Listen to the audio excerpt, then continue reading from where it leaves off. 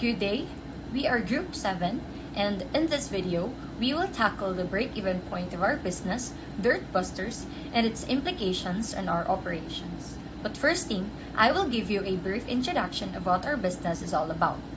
Dirt Busters is a cleaning service business located in Davao City. It was founded by 5 so-called limpiadoras, Bianca, Katherine, Xylah, Clarisse, and Nillas. The business started operating last August 15, 2022.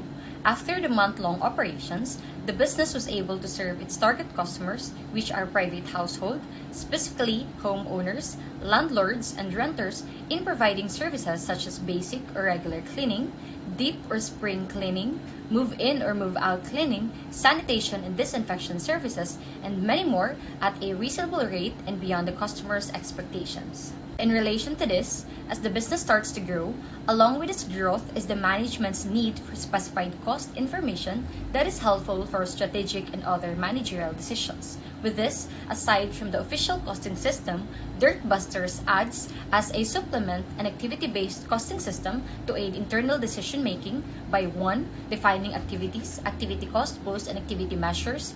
2. Assigning overhead costs to activity cost pools. 3. Calculating activity rates. 4. Assigning overhead costs to cost object. And lastly, preparing management reports. Afterwards, the discussion on the break-even and its implications follow.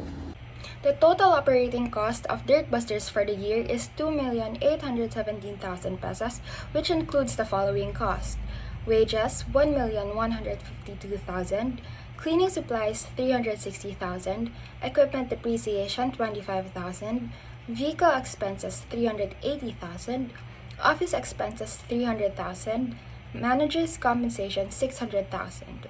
Details of our estimated costs are also presented below. Shown above are the different activity cost pools identified by the group, and the resource consumption is distributed across the activities as follows.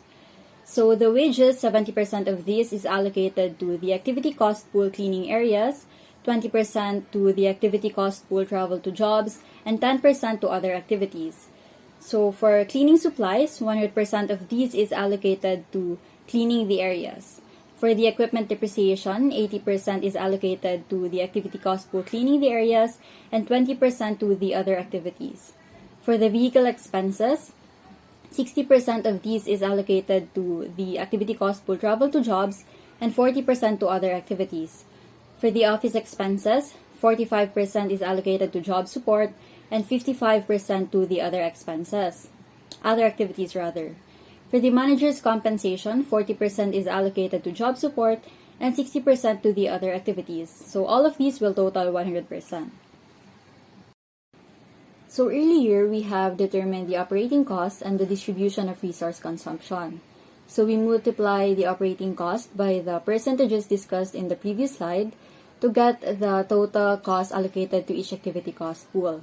So say for example, for the first activity cost pool, 70% of wages is allocated to this, 100% of cleaning supplies, and 80% of equipment depreciation for a total of 1,186,400.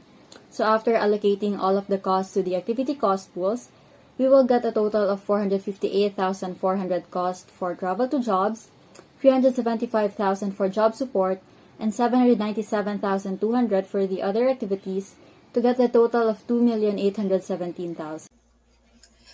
As a startup business, we estimated a number of 10 customers to be catered in a week. We have identified 3 activity cost pools in our measurement, which includes cleaning areas, travel to jobs, and job support.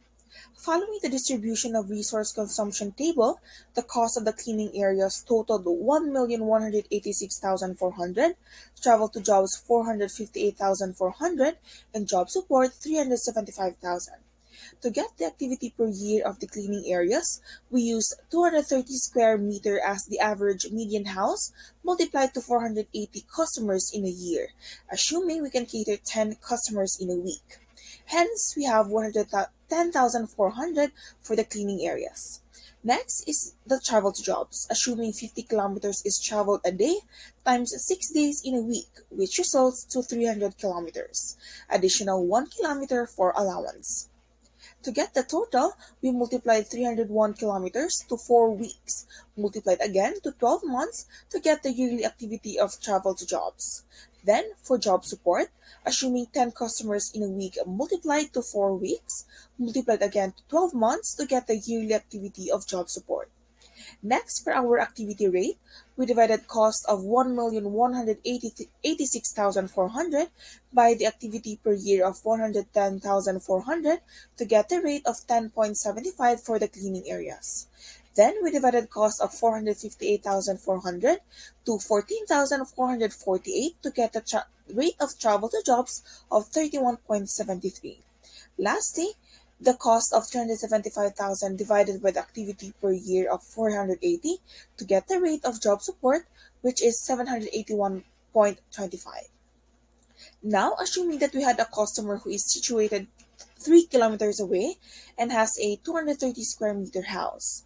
The total cost would include 2,471.67 for cleaning areas, 95.18 for travel to jobs, and 781.25 for job support, amounting to 3,348.1 all in all.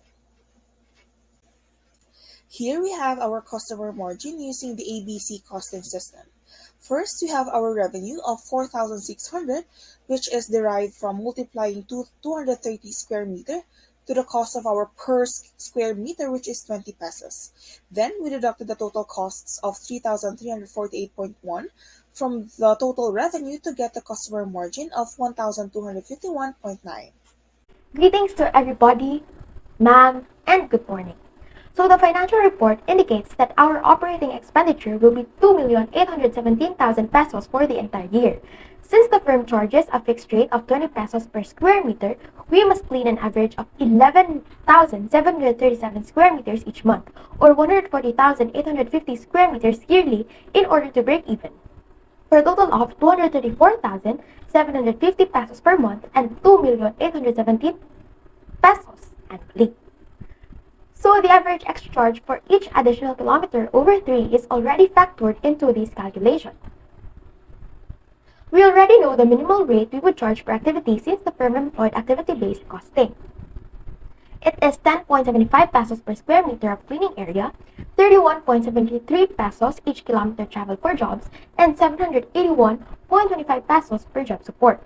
Knowing these rates would make it simpler to determine if we could provide promotions or not. Although we can set a rate higher than the minimum, doing the contrary would result in a loss for us because we still need to consider the period cost, not only our service costs. Why then, ma'am, are we discussing this break-even point? This is important because it impacts everyone, not just the business owner. So if our performance remains below the break-even mark, we will incur a loss, which might lead to bankruptcy and the loss of our employment. Would we like that? Of course not. So what makes this important? Knowing this would help us calculate the number of square meters that must be cleaned and what rate we would give our clients in order for us to be above the margin of safety, which would protect us from potential loss but not cause us to stop working effectively. In this, knowing the minimum square meter needed for safety aids us in determining a specific sales target for the company, if we need more advertisements to have more sales. So it serves as a reminder for us or a roadmap for our pursuit of financial success, since it is important in helping us make wiser decisions.